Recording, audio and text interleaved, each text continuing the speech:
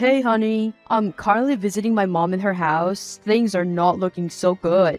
The house is really messy. She hasn't eaten much in the past few days and she hasn't been talking much as well. I think my father's death is really taking a toll on her. I can't see her like this. I asked if she wants to go out and do something, but she refused to even get out of bed. It's been a few weeks since my father passed. I thought she would at least start feeling better. Oh no, I'm so sorry to hear that. I guess things must be really hard on her. Maybe I can cook something hearty and send it over, then we all can eat together. I'm sure that would at least make her feel less lonely. Yeah, I'm glad you mentioned about making her less lonely. I've been thinking about letting my mom stay with us for a little while, just until she can get better. Plus, I'm sure she'll be happy to help you out at the home too. I'm sure it takes her mind off things. I just feel like the house reminds her too much of my father, you know? It's best we keep her away from that for the time being until she's feeling better. Oh yeah, sure. If you think that's the best for her, then I guess we should let her stay with us for a while. Being close to you will certainly help her feel better as well. Thanks, honey. I'm glad you're understanding of the situation. No worries. Well, I'll be cooking some good food and we can all eat together for dinner when you guys arrive. I'll prepare her room as well. Thank you. You're the greatest. I'll see you soon. You're a great son, honey. I'm happy you're willing to take care of your mom and make her feel better. A week later. Hey, Nia. I need you to help me buy something. Hi, Susan. Yeah, sure. Do you need anything from the grocery store? I'll get it for you when I pass by the store soon. Yes, Nia. I need you to buy me a caviar from the store at the Greenwood Street. One my husband used to go to. Just mention his name. They will know what it's for. Remember, I don't want the one in brown tin because they're cheaper and not something my taste bud would like. I want you to get the one in small blue tin. That is my favorite caviar.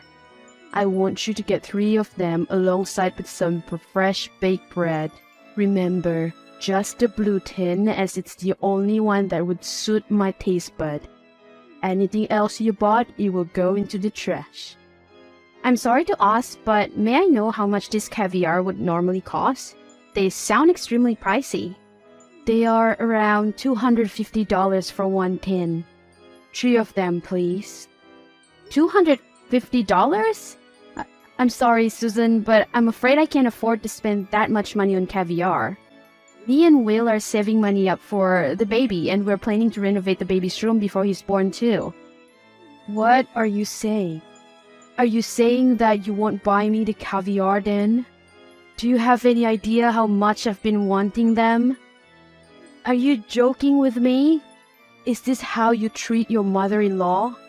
No, it's not that. I'd be more than happy to get you whatever you like. It's just caviar is a little bit too expensive for my budget. We don't have that much money. Even Will is struggling with his business. Oh, what a sad life I'm living. My husband, who I love dearly and who can take care of me so wonderfully, has passed away, and nobody seems to care. My poor son is married to someone who can't even think of me as her own mother and buy me the things I want. My wonderful husband, he'd bring me home caviar every week and we would eat it together for breakfast and laugh together watching the television. Oh, how I miss my husband. God, oh God, why is my life so difficult? I can't even get anything to remind me of my husband anymore because my daughter-in-law can't even afford it. Why didn't God just take me away instead of him? He was a good man. He deserves to live. I should be the one who died. Susan, I'm so sorry. I didn't know that it was something you and your husband used to do. I didn't mean to make you feel this way. Please don't say that. William needs you. He can't lose you after losing his father. I'm so sorry I made you feel this way. Look, let me see what I can do. Perhaps I can push certain plans for the baby. Don't worry about it. Would it be okay for me to purchase only one? Do you not get it, Nia? 3 is the right number. My husband will bring 3 things per week for us to eat. Why are you trying to ruin our tradition? Just because he's dead doesn't mean I should forget about it. No, that's really not what I meant, Susan. Don't worry. I'll try to see what I can do and get you those caviar. I'll see you at home. You better come back with those. Or else, what is the point of me living in this house if it only brings me nothing but misery? Hey, Nia. Where are you? I called you so many times and you haven't been picking up. Are you avoiding me or something? Hey, Susan, I'm so sorry. I left my phone in my car when I went to the store. I really wasn't ignoring you. Is everything okay at home? Is there anything that you want for me to bring home? I can bring home some lunch and we can eat them together if you haven't had anything for lunch. Yes, lunch would be great. I need you to buy me the pastrami sandwich from Big Mike's Diner. I want one without any extra sauces. For the cheese, I would only want Swiss cheese and provolone. I like only 2 slices of tomatoes, no less or more, as that's how my husband used to do it. Big Mike's Diner, as in the one 2 hours away from here? Yes, where else would they be? Stop asking pointless questions and go get them for me. Don't mess up the order. Susan, I'm sorry, and I'm not trying to be rude, but I don't think I can drive 2 hours to get the sandwich. Maybe we can ask William to get it another time when he has free time. I have a doctor's appointment in an hour. If I get the sandwich, then I wouldn't make it to my appointment. I don't care about your doctor's appointment. You can do that anytime. Can't you reschedule? I really want the sandwich and I don't want to wait for another day just to eat them. I'm sorry, but I really can't. I can't just simply cancel my doctor's appointment. I need to check on the health of the baby, your grandson. Plus, I don't think it would be healthy for me to be driving that long when I'm 7 months pregnant. Excuses after excuses. Don't be such a baby. When I was pregnant with William, I did all sort of things and I am doing fine, and so is he. I know this is just one of those excuses you make so that you can make me more miserable than I already am. Why is it so hard for me to get the sandwich that my husband used to get for me? It's one of the memories left of him that can help me go through the day when things get hard. My husband would never make excuses like you. My poor son William, I wonder how he survives living with you all these years. God, why won't he just take me away? I want to be dead with my husband. I don't want to live here with this horrible woman. Susan, please don't say that. That is not true at all. I have nothing against you, and I would never want to make you miserable. Please don't wish death upon yourself. Look, maybe I can go tomorrow. I'll be freer then. I already told you. I want it today. I've been thinking about it non-stop today. Are you trying to torture me by making me wait another day? My husband would never make me wait for things that I really want. Oh God, why can't you just take me away too?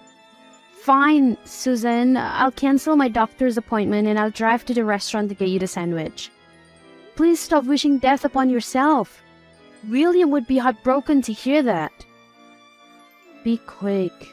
Don't waste my time.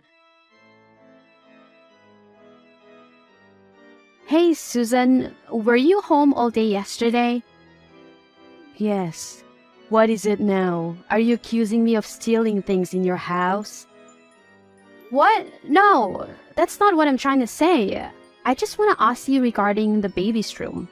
You've seen it before when you first came. We painted it blue because the baby's a boy and we think it would suit him a lot. We even put up a lot of different toys we think the baby might like. You know where I'm going with this, Susan? The color is hideous. I don't feel good looking at it. And I believe the baby would feel the same way as me. What are you saying now? The blue color of the room that you painted, it's hideous. It really doesn't suit the baby. It's better off with the current color. I love it more this time. So it was you who changed the color of the room without our permission? I'm sorry to say this, but that's very disrespectful. That's my baby, and I deserve to know anything before you make changes to anything. Plus, this is my house. Just because we let you stay here doesn't mean you can make all the decisions that you like behind my back. Oh, I didn't know I have to be asking permission to make changes in the house that my son lives in. What a disrespectful thing to say to me. Without me raising my son to be the man that he is, he wouldn't be here to be the good man for you. You should have been more grateful that I even agreed to stay here. I don't understand what you're trying to say. I've been kind enough to let you stay here for your healing. And you're ruining it. How exactly am I ruining your healing for you? My husband hates the color blue. It reminded him of the big blue house he grew up in. It was an abusive household. We ensure to always eliminate the color blue from our house. I don't understand why can't you do the same? Look, I'm really sorry about what he went through, and I understand how it could be hard for him, but I still don't think that it's right for you to apply the same rules to my house. It's not fair for me. Fairness? Is that all you care about? You think the world is fair when my husband is taken away from me? No, that is not what I'm trying to say. That's enough. No need to speak to me.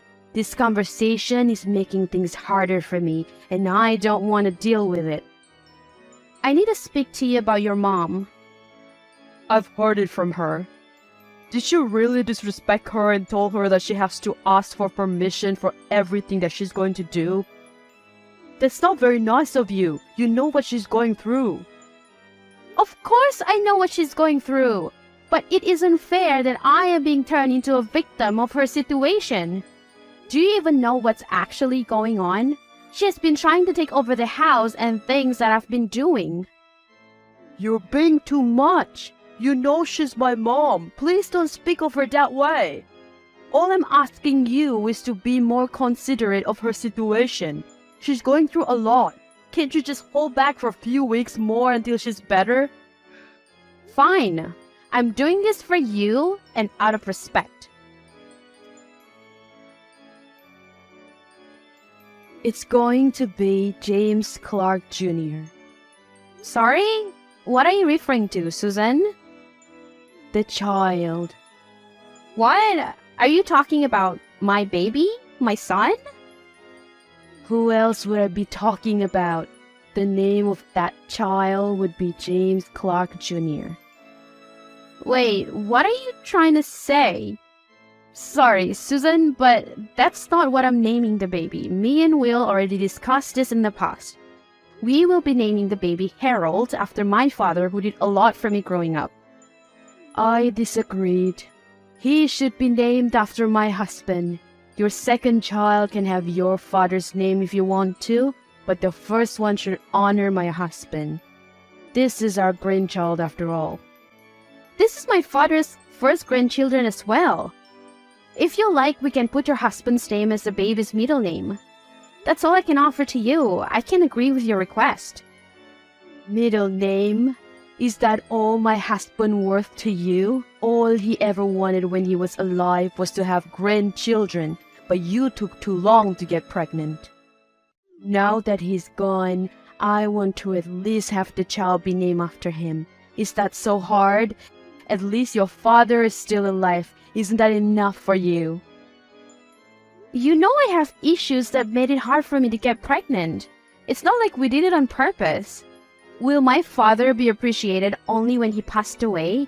I'm sorry, but it's not possible. I will not change the name of my baby just because you asked me to. You have no say. How rude of you to speak to me that way. William will know about this. You are being super disrespectful. That's not a way to speak to your mother-in-law. You know I'm still grieving. What is it now that you do, Nia? My mom just called me crying. Did she tell you what happened? Is it another made-up story on how I'm the villain who disrespected her and her grieving period? I already told you not to speak about my mom that way. When will you learn? Your mom tried changing our baby's name. She wants to name it after your father. We agreed we will name it after my father. Why is it such a big deal? Just change the name to James Clark Jr. as she asks. We will name the second child after your father's name. Isn't that easier than arguing non-stop? Are you kidding me? So just take whatever your mom has to say? I told you, she's going through a hard time. She's trying to hold on to as many pieces of memories that she can of my father, as much as possible. You won't understand. Why? Because my father is still alive, and therefore I should never appreciate him, and I should only care of yours because he passed?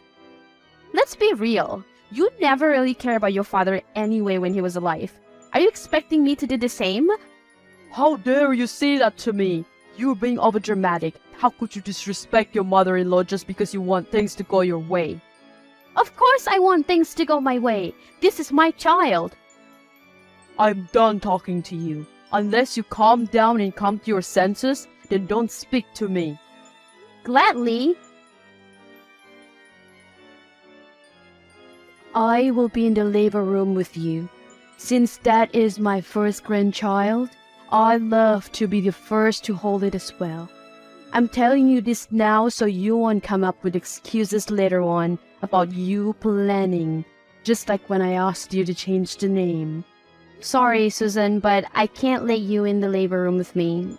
It would be a very vulnerable moment for me, so I would prefer to have my mother and my husband in it instead. You'll be able to see the baby after he's born. How could you? I am the child's grandmother. I deserve to be there to see it. You don't get to kick me out.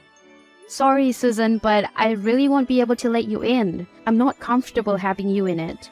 I prefer to have my own mother. I know what this is all about. You're still hating on me because of what happened. Look, Susan, I don't care about those anymore. I forgive you for changing the baby's room, for making me do things that are too hard for a pregnant woman, for trying to change the name of the baby. I want to give birth without a negative feeling. Oh no, it's not that. You're mad at me because your husband loves me more than he loves you. What? I never thought about it that way. Of course you did. You've always been the jealous kind.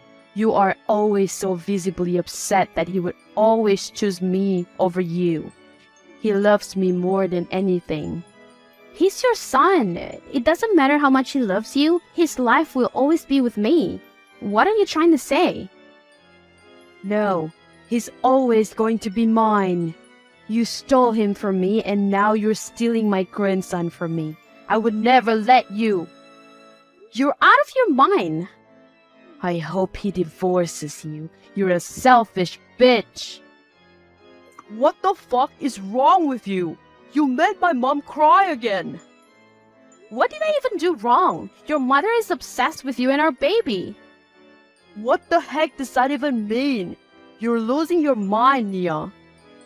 I'm carrying our child and I've been in so much stress since your mom came to live with us and the hell that she put me through. You never cared, you always side with her even though it's obvious that she was wrong. How dare you? She's going through a lot. Enough with that bullshit! None of you guys cared that much about your father when he was alive. I was the only one who visited him so often. Your mother hated him. Why are you pretending like you don't know? Don't you dare speak about my parents that way. They were in love. They were perfect together. You are out of your mind. How dare you? You don't belong in this house. No one should disrespect my parents that way. That's it. I'm done with you. We're getting a divorce. I will gladly leave this house if it means I don't have to deal with you and your mom anymore. What are you even doing? Moving all your things into my house and locking me out. You don't deserve to even step your dirty feet in here. Come back and take all your things with you. Sorry? You mean my house? Can you please stop trying to open the door, or else I'm gonna have to call the police on you. Please leave. Are you out of your fucking mind? This is the house that my husband and I have been living in forever. It's my house now that he's dead. Get out and let me in. How did you even get the key, you thief? Oh, you must have not heard. Heard what? Get out. Your husband wrote on his will that once he passed, this house will be passed down to me. You don't get a cent of his money. You can stop pretending now, Susan. You never cared for him. You were abusive to him. You even brainwashed William to hate him. Initially, I thought it was guilt that changed you, but I figured it was all an act. You don't care that he died. You care about his money. What? That's impossible. Why would he give it to you and not me? That's ridiculous.